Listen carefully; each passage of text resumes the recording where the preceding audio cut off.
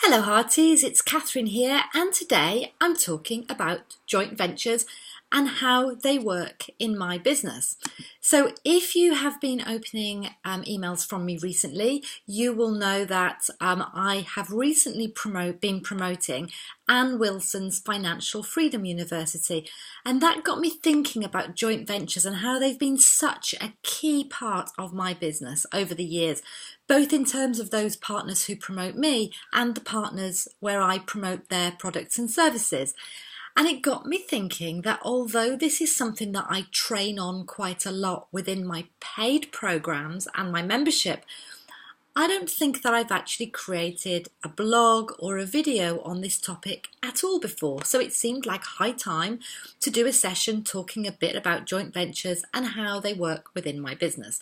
So the first thing that I want to say is that joint ventures are not as scary as they sound at first. Joint ventures really is quite a technical term. It's the term that's used by the online marketers to talk about this process. But another way of thinking about it and another word to use is collaborations. And doesn't it have a totally different energy when I say collaboration?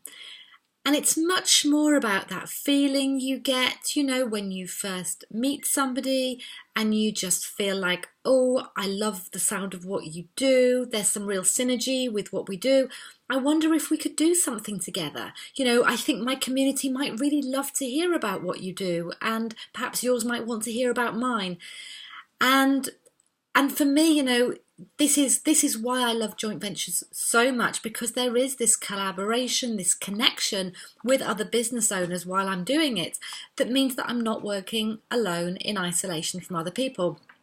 The other thing to get out of the way is to say that joint ventures and collaborations are not just for the big guns. You do not need a massive list in order to do a joint venture. You can both be small and grow together. And this is how I started out. So sometimes when I'm teaching on joint ventures within my programs, somebody will usually say to me, oh yes, Catherine, but it's all right for you. You partner with all these really established businesses. What about me? I'm just starting out. It's not going to work for me. Well, don't forget that I was also starting out once, and so were my joint venture partners. So if I look at a couple of my key partners over the past few years, one of them, whose business these days absolutely dwarfs my own, I first met her when I'd just recently hit my first six-figure turnover for that year. And although she had an established business, it was an offline business mainly, and she was just about to launch her very first online program. So, of course, if I'd been at all snobbish about that, I could have easily dismissed her and thought, oh, you don't have a big enough reach, you don't have a big enough mailing list. But I loved what she was doing. Another of my key joint venture partners, we met when we were at a mastermind group together, and we both compared notes and had a mailing list of about 300 people each. And we've grown together over the years. So, please don't feel this is just for the big guns, or that you can't be joint venturing with people because you think that you need to find people with bigger mailing lists. You can absolutely grow together. So, why I love joint ventures as a strategy, there's about 4 key reasons why I love joint ventures so much. First of all, it's what I'd call a win-win-win strategy. So back in the days when I worked in corporate, the company that I worked for in recruitment used to talk about this win-win phrase all the time. Whatever deal you do, it has to be good for you and it has to be good for the client. And of course, the joint ventures goes a step further because it's win-win-win. So let's say I'm launching a program and a partner agrees to promote me to their community. Well, I benefit because I get exposed to a whole load of new people that wouldn't otherwise know about me, and I get recommended by somebody they know, like, and trust. The partner who promotes me benefits because they get kudos and appreciation from their community because they've introduced somebody who is providing them with such great content. And the customers who decide to purchase from me also win because they have great value from the program and they're happy. So everybody benefits, everybody's happy. Another reason is that for me, joint ventures is by far and away the most fun way I know of marketing my business. I often describe doing joint ventures as running around the place, making lots of new friends, and then deciding to do stuff with them. It's so fun, it's so easy. Yes, there's a lot of admin, but for me, as a star profile in Wealth Dynamics, which means I'm quite a people person, it is so much more fun for me to grow my business through building and nurturing and developing relationships than it is to, say, sit at home, slogging it out on social media, growing my mailing list one person at a time. Another reason I love it is that it makes managing money really easy, because I only pay if I make a sale. So it means I can always afford it. There's always a budget for it. So whereas with something like Facebook ads, I might have to put a lot of money in up front without knowing what return I'm going to get. With joint ventures, I only pay if I make a sale. So I love that. And finally, this is one of the best things. It's a bit naughty really, but I'll share it with you. It shortcuts some of the hard slog, because you're basically piggybacking off somebody else's hard slog. So I'll tell you what I mean by that. So when I started out, my first really major joint venture partner was a lady called Julie Hall, who at the time ran a network called Women Unlimited. Now, she had spent years putting her heart and soul into growing a community of literally thousands of businesswomen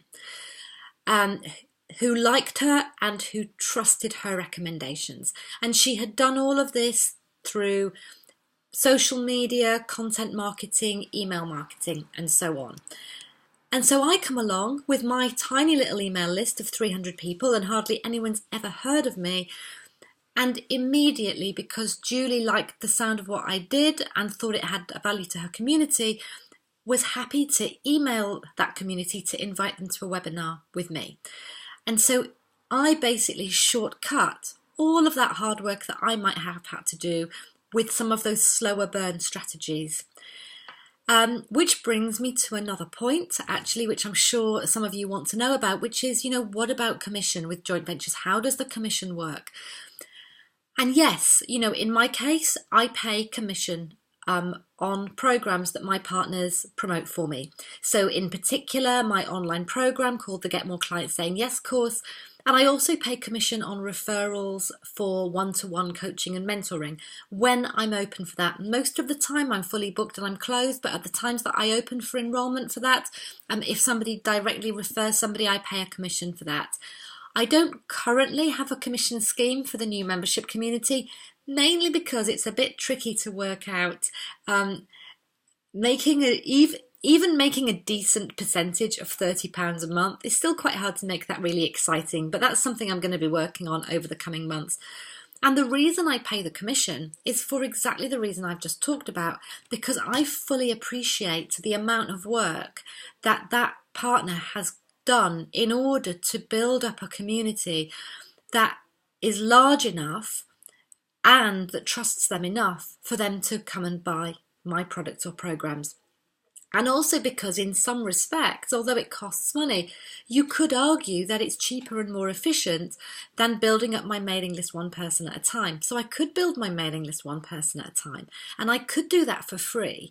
But if that takes me literally, if it's going to take me, say, a whole year to add another 1,000 people to my emailing list, you could argue that it's cheaper, in quotes, for me to build a relationship with a partner and grow my email list by 1,000 people with just 2 emails from them.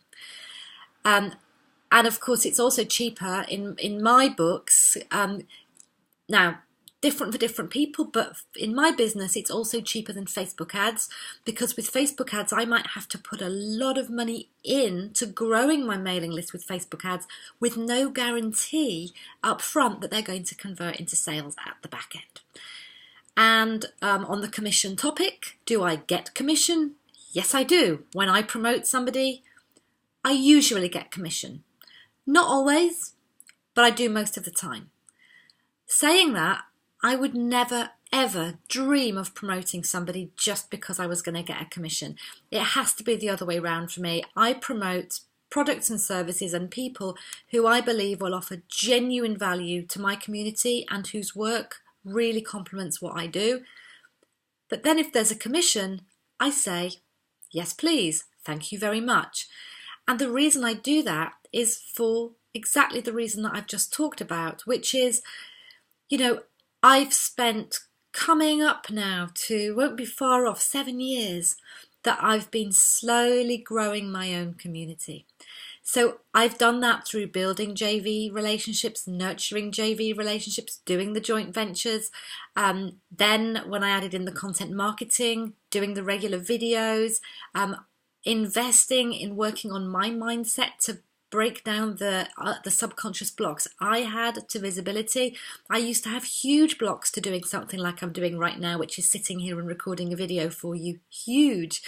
I'm the one who goes out and does the speaking gigs and the webinars and does all those things that grew that list. And so, of course, I do. So if I promote somebody's product or service and I receive a commission, I don't see it as, oh, I've just sent a couple of emails and now I'm getting paid to send a couple of emails. I see this as one of the ways in which I get paid for all the hard work I've done building up that community over the years. And of course, if you're watching this, you're part of that community. And commission itself, if you're curious to know about that, what sort of commission might I get? Well, typical joint venture fees and commissions range from nothing at all. Sometimes it's nothing and I promote just because I value what that person offers so much and I believe that my community need to know about it. At other times, no money changes hands, but there's a reciprocal arrangement. So I might promote somebody and they promote me in return. Sometimes I might just get a thank you gift rather than an actual payment. If there is a payment, this can range from anything between 10% and 50% of the product or service concerned. And there are even some cases where partners of mine pay 100%, but that's usually for a very low level item that acts as a feeder into a higher level product that they're going to be offering further down the line. So they don't mind losing out to get people on the mailing list in the first place. But is it significant? Honestly, in my business, not massively. I'm not Amy Porterfield yet. My reach is still modest by a lot of standards out there in the online marketing world.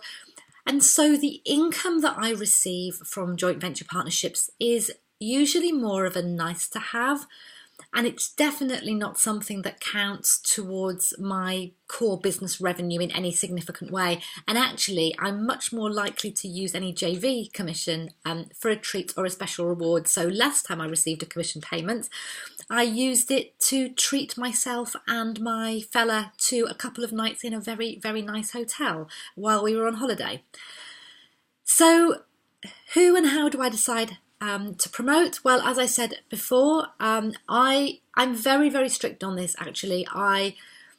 It's taken me many, many years to build up a following of people who like and trust me and who trust me for making recommendations. And when I make a recommendation, if somebody decides to go ahead and buy on the basis of my recommendation, it usually involves them investing some money. And that is not a responsibility that I take lightly. So I am very, very strict and very, very selective about who I will recommend publicly in that way. And typically I promote products and services where I have had personal experience of those products and services and where I believe that most small business owners that are interested in what I teach will benefit from it. And also where it complements my own business. So typically where it fills a gap,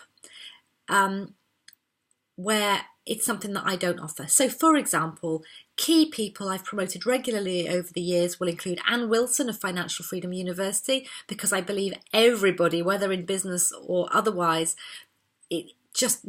it's so important that we get empowered about our money and our finances and can build towards financial freedom, genuine financial freedom in our lifetime. I always promote Suzanne Dibble of the Small Business Legal Academy and her GDPR compliance pack last year, because small business owners need to protect themselves with the legals, and it can be really expensive to do this if you're just getting it done through a standard lawyer. I promote Joanna Martin of One of Many because of the work she does around leadership and empowerment for women. And Marianne Cantwell of the Ideas Adventure, because she takes people at an earlier stage than me. So very often people on my mailing list are following me because they're interested in starting a business but don't really know where to start. And Marianne's programs provide the ideal leaping off place. And once they get clarity from working with her, they can then come back and work with me. And I promote these people. I would promote most of these people regardless of whether I get paid or not. But as I've said before, if there is a commission available, I say yes, please. I'm very happy to get paid for all of the work that I've done in building up this community over the years. And of course, it's very easy for me to talk about joint ventures in this way, but I haven't always found it easy. I have had my own big blocks. I didn't find it comfortable at all in the early days. The most difficult thing for me was what I perceived as needing to ask somebody to help me. It was just absolutely excruciating for me the first couple of times that I asked people if they would promote my program.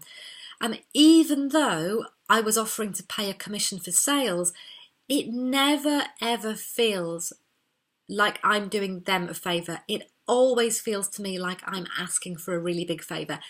And to be honest, between you and me, it never gets comfortable. And when it comes around every year to the time of year where I need to reach out to my JV partners and ask them if they'd like to promote me again, I procrastinate over it horribly. It's still a real uncomfort point for me even now.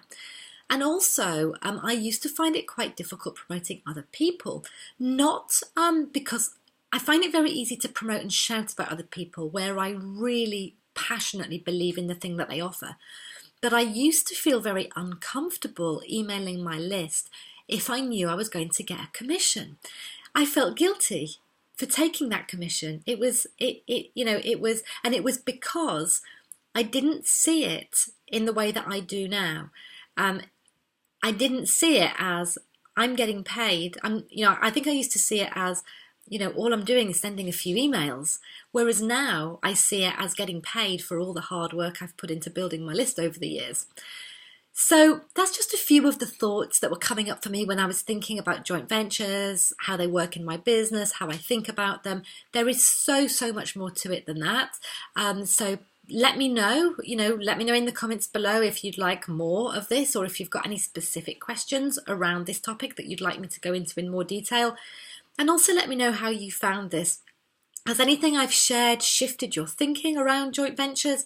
Does thinking of them as collaborations or thinking of them as running around making new friends and then doing great fun stuff together, does that change anything for you?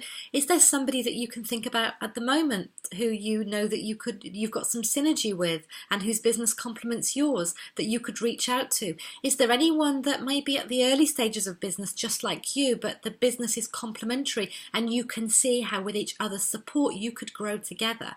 Perhaps there's even a group of you that could get together to support each other and grow together over time. So let me know if this has triggered anything for you. Let me know if it's been useful, interesting. I always love to hear your comments. I read all of them. Look forward to hearing from you, and I shall say goodbye now until the next one. Bye-bye.